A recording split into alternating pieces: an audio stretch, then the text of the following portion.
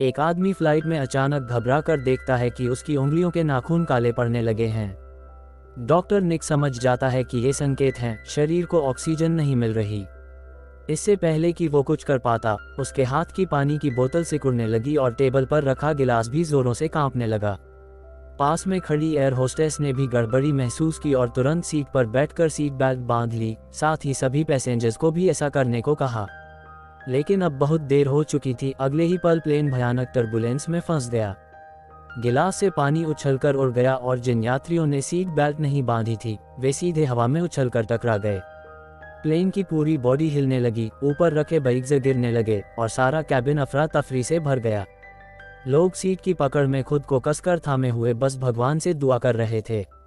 कुछ ही देर में कैबिन का प्रेशर खतरनाक लेवल तक गिर गया। हालात समझते हुए पायलट ने फौरन ऑक्सीजन मास्क पहन लिया और कैबिन में सारे ऑक्सीजन मास्क नीचे गिर गए। सबने जल्दी जल्दी उन्हें पहना, लेकिन किसी को पता नहीं था कि वॉशरूम में एक लड़की फंसी हुई थी।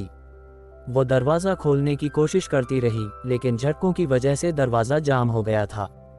बहुत मशक्कत के बाद जब वो बाहर निकलने लगी, तभी कम ऑक्सीजन की वजह से वो बेहोश होकर गिर पड़ी।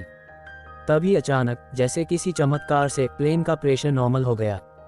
फ्लाइट धीरे धीरे स्थिर हुई और सबने चैन की सांस ली।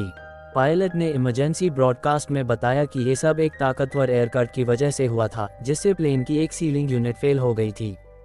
लेकिन अब सब कंट्रोल में है और फ्लाइट को निचली ऊंचाई पर लाया जा रहा है। तभी एयर होस्टेस ने वॉशरूम में बेहोश पड़ी लड़की को देखा और झट से उसे ऑक्सीजन मास्क पहनाया। शुक्र है, ज्यादा देर नहीं हुई थी और थोड़ी देर में वो होश में आ गई। सबको लगा कि अब सब ठीक हो गया है, लेकिन असली डरावनी कहानी तो अब शुरू होने वाली थी। एक सूट पहने शख्स को अचानक तेज सांसें आने लगीं। एयर होस्टेस ने तुरंत ब्रॉडकास्ट में डॉक्टर की मदद मांगी और फर्स्ट एड किट लेकर उसकी ओर दौड़ी। तभी वो आदमी मुंह में हाथ डालकर काली उल्टी करने लगा। डॉक्टर एंथनी और निक तुरंत मौके पर पहुंचे, लेकिन तब तक वो आदमी अजीब तरह से तड़पने लगा और फिर एकदम शांत हो गया। उसे तुरंत किचन एरिया में लाकर सीपीआर देने की कोशिश की गई, लेकिन वो नहीं बच पाया। एयर होस्टेस ने ये बात तुरंत पायलट को बताई और पायलट ने ग्राउंड कंट्रोल से कांटेक्ट कर उसकी डिटेल्स कंफर्म करने को कहा।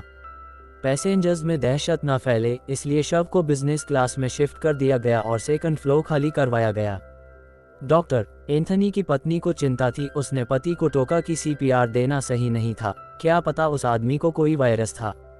मगर पास बैठी एक अजीब सी लड़की को इससे कोई फर्क नहीं पड़ा। वो तो शव के हाथ को छूकर मरने की फीलिंग एंजॉय कर रही थी।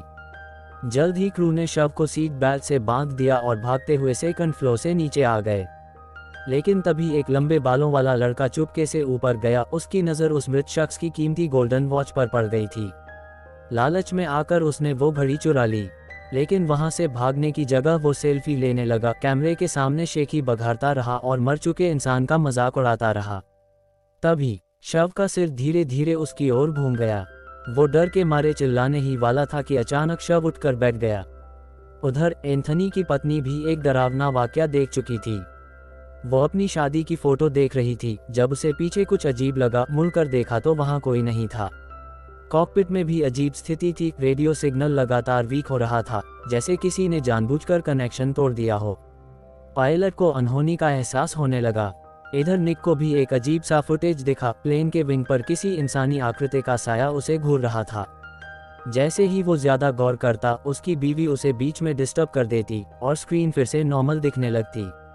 उधर एयर होस्टेस ने देखा कि प्लेन के साथ एक फाइटर जेट उड़ रहा है और इतने सालों की नौकरी में उसने ऐसा कुछ पहले कभी नहीं देखा था। फ्लाइट में मौजूद एक अन्य क्रू मेंबर भी अजीब बातें बताने लगा। उसने कहा कि एक पैसेंजर काफी देर से गायब है।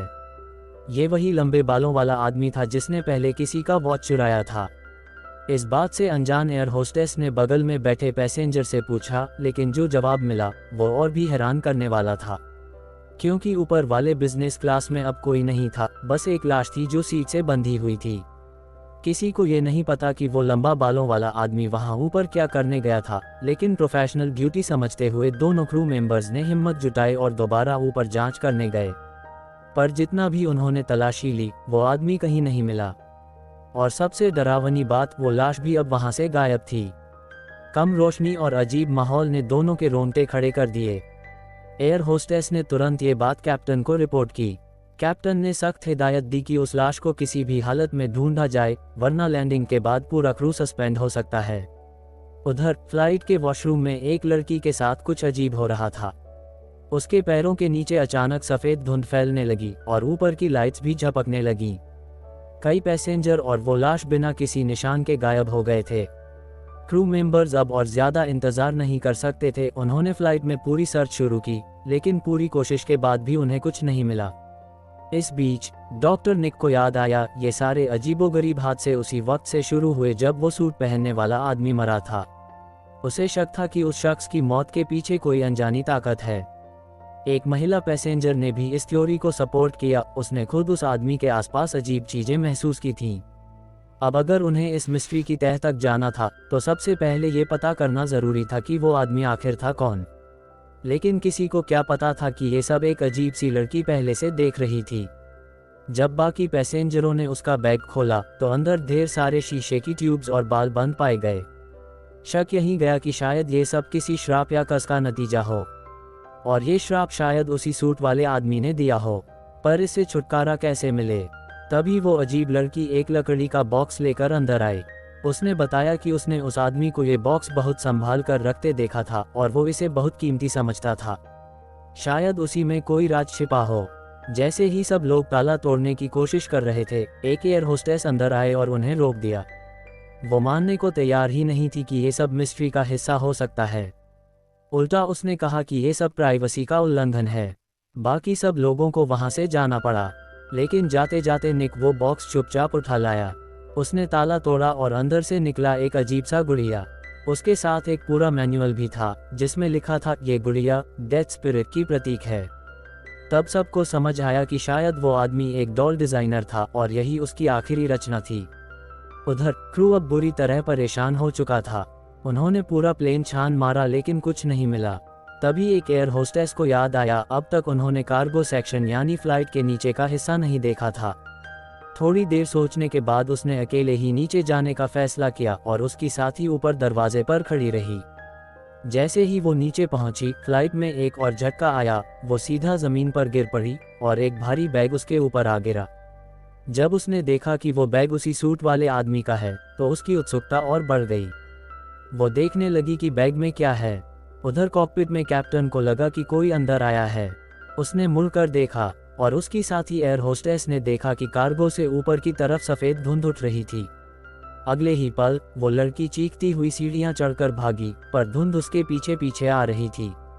जल्द ही उसे एक कोने में घेर लिया गया, पर तभी अचानक धुंध पीछे हट गई। निक और बाकी लोग आवाज़ सुनकर ऊपर आए और जो उन्होंने देखा वो उम्र भर नहीं भूल पाएंगे।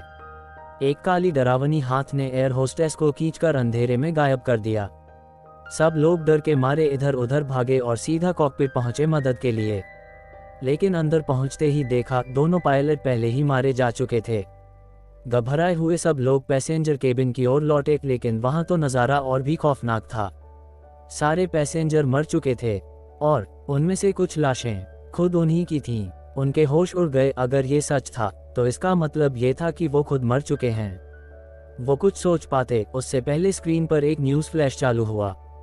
ये फ्लाइट जो टोक्यो जा रही थी, रास्ते में एक दुर्लभ टर्बुलेंस में फंस गई थी, जिसमें प्लेन का एक प्रेशर सील टूट गया। ऑक्सीजन की कमी के चलते सभी पैसेंजरों की मौत हो चुकी थी।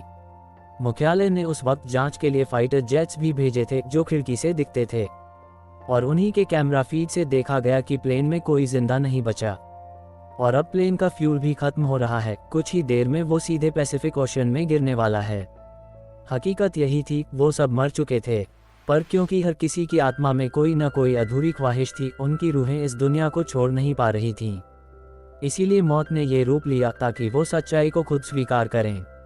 अब जब सब कुछ सामने आ गया तो किसी ने और विरोध नहीं किया। हर कोई अपने चाहने वालों की बाहों में समा गया। ... और अंधेरे में हमेशा के लिए खो गया। फिल्म यहीं खत्म होती है।